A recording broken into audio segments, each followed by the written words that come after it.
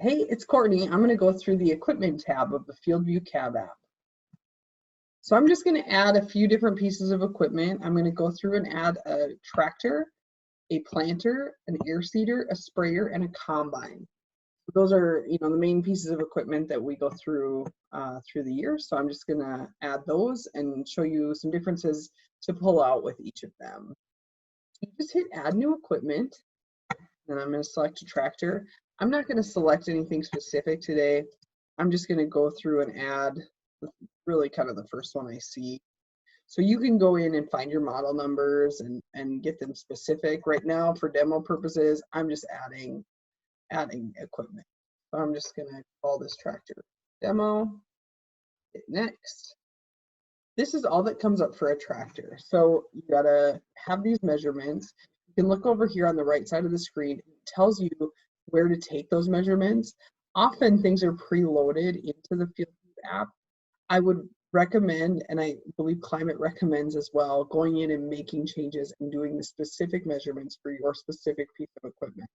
This is kind of a generic what it should be for that specific tractor or for that specific planter, but it is a good idea to go get those specific measurements off of your piece of equipment. And then what I would also recommend is after you've gotten those measurements and you've got them in here, take a screenshot of that, because there are instances in which you may have to delete your piece of equipment because it's just not syncing correctly or something. And then you don't want to have to go out and remeasure. Then you have a picture of this on your phone or your iPad that says, exactly what each of them are, and then you're able to just go in and type them in quickly. So that's all there is to adding a tractor. I'm going to go in and add a planter now. So I'm just going to go in, add equipment, planter. I'm going to select a Case IH. Just random grab the first one. I'm going to say it's a single frame. I'm going to grab, we'll say it's 12 row. We'll go 30-inch, drawn. I'm naming everything demo, but it would be in your best interest especially if you have two pieces of equipment that are identical, to name them something that specifies them individually, so that you differentiate between the two pieces of equipment. If you have more than one iPad going into more than one piece of equipment, you can set all of your equipment up on one iPad, and then if you do a cloud sync, it will automatically go over to the other iPad. So you don't have to set every piece of equipment up on every iPad. In order to get the planter to show up as a piece of equipment that you can make active when you're connected to the drive, you have to have a planting display labeled. So I said this is a Case IH planter, so I'm going to say it's a Pro 700. If you did not have a compatible planting display, you can put incompatible display. And then the planting controller, I'm going to go in and just grab 100. But you can also go in there, if it was an incompatible planter, you could put incompatible rate controller. This would allow you to put a flat rate down of a product, and then you would just say, I'm planting, be able to select that you start planting, and then have to hit when you stop planting. It would run off your GPS, but wouldn't actually run off your planter. So it would give you a planting layer, but not necessarily the exact planting population and singulation that you're looking for with the compatible planters. The next tab is the GPS offsets. You need to make sure that these measurements are in and correct. Again, it does give offsets, but it would be a good idea to make those measurements yourself. Then your application setup. So every planter has the ability to record the seeding application and then two additional applications. So let's say we have a liquid kit on here.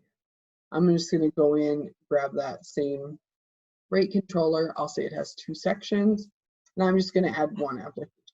So then when you're in the map screen during planting, it'll have seed that you have to select, and then it'll also have application A. And then application B, I'm just going to leave disabled, and then you would not be able to record 2 different applications. If you have an application B or a second application, you certainly can go in and make this enabled. So I'm just going to hit done, and that's got my planter. Now I'm going to go ahead and add an air drill. Select air seeder. Next, I'm going to save John Deere. I'll go with an 1835. I'm going to say, this is something that sometimes gets people confused. You have to select the number of row units you have in your air seeder, not the width of your seeder. So if you have a 40-foot drill on 10-inch spacing, you're going to have 48 rows. I'll grab 48 rows. I hit next. My spacing is going to be 10 inches. Hit next. It's going to be drawn. I'll hit next. I will be using an air cart. Yes. Next. John Deere. 1910. 3 tank. My seeder display, I'm going to be using a 2630.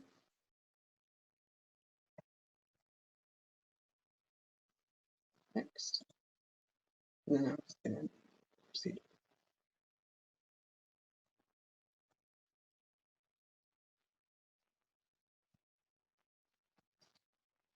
Now with the air seeder, you got a few more measurements. So you just got this measurement, as I said before, make sure you go in and do that. You can change your start and stop delay if you'd like.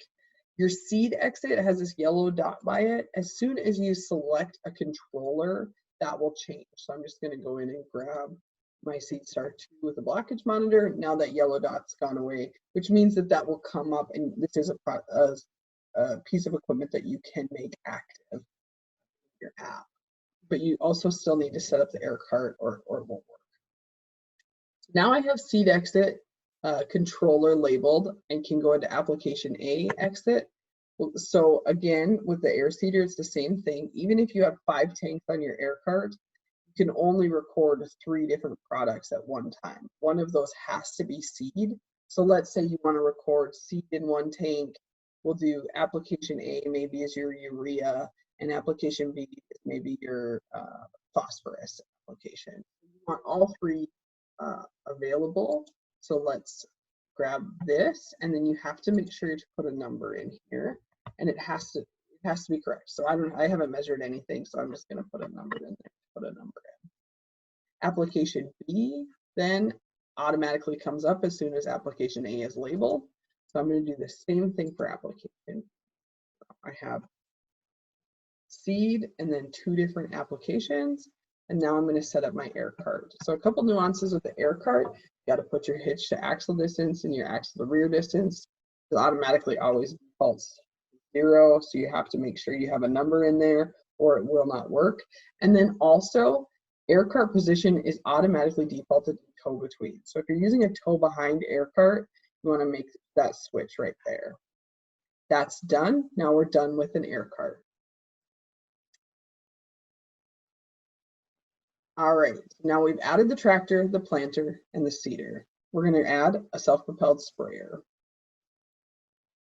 I'm going to go in and add a Case IH sprayer. I'm going to say it has 6 sections. I'm going to say, for easy figuring, I'm going to say it's a 100-foot boom. So we're going to have 1,200-inch sprayer. So everything is measured in inches when you're doing this. It's going to be a rear boom.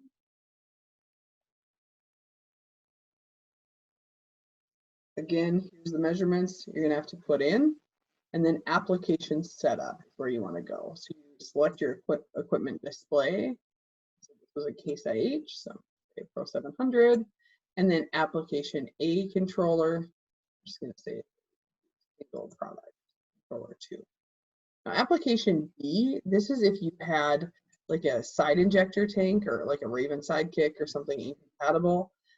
You can put that in here. It's still under beta, and I believe when the folks at Climate Fieldview have something as beta, it essentially means it's pre-commercial, so it's available for you to try out and use, but it may not have all the quirks tweaked out of it yet. I'm not going to put in application B, but I am just going to leave this as it is. So then I'm going to hit section A setup. I got 6 sections, 1,200 inches, even section. I'm done. Sprayer was really Now I'm going to do a combine, and that'll be the last thing I add. So I'm going to go in and add a combine. I'm going to do a John Deere S series. I'll say S680.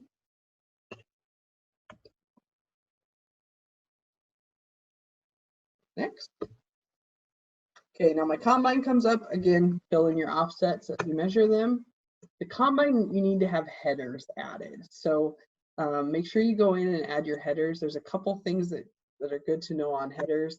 So your row crop head, you can have the number of rows or sections, just label that as is. I'm going to go into this platform head. Platform heads, you have a couple choices here.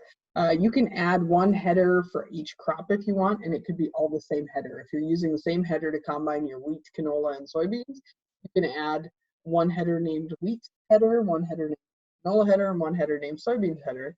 You don't have to necessarily just keep the same header and change the settings. But if you do keep the same header and settings, that works as well. So I'm going to have one header, and then every crop I'm going to have to come in here, and I'm going to have to change my max harvesting height. But you can't do this until you're in the cab of your combine and you're connected to the Bluetooth on your Fieldview drive with your iPad.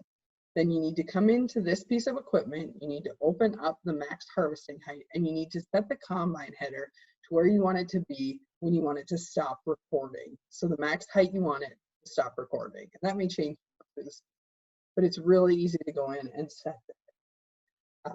Go in there and then just raise it to where you want it to go and hit the set button. And it's really easy. You put your measurements down here. And then another thing you want to do is you want to make sure that the swath sections is always maxed out. By maxing out your swath section at 32, it essentially gives you section control. So when the first year we had this, I didn't max this out. I put it at the same as it had on my combine monitor. It would be a good idea to max it out because it gives you just better section control. So 32 sections, 40-foot head, roughly a little over every 1 foot you have section control. Done there, and I'm going to go into the settings tab. The shared swath needs to be on if you have more than one piece of equipment, or like more than one combine in the field, and you're working off of a cellular connection, because this would allow each combine to see the other in the field at the same time. It would also, if combine 1 went by and left a half of a pass, combine 2 would come in and know that there was a half a pass left and it wasn't a full pass that it was taking. So it would adjust the yield down in comparison. So that's something to note there. You can also go in and change your flow sensor leg and your swath sensitivity. Adjust the GPS location. This is something I usually do when I'm in the cab. I'll set on a map. A lot of my work is done in plot work, and so I use this a lot because satellites adjust from spring to fall.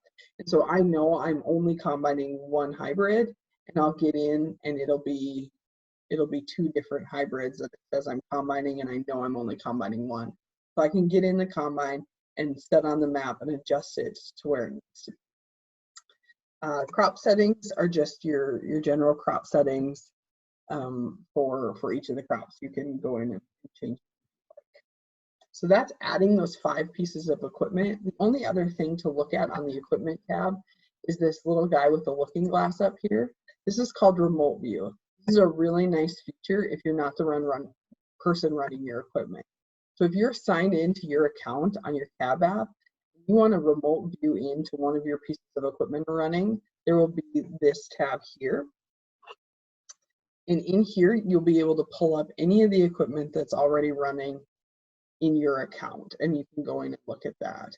Also, for me, I like to use it because I can type in someone's email address or username, and I can search out what their equipment is that is currently connected to a drive if they're having some trouble. And then you can accept me in, and I can see what's happening right on your.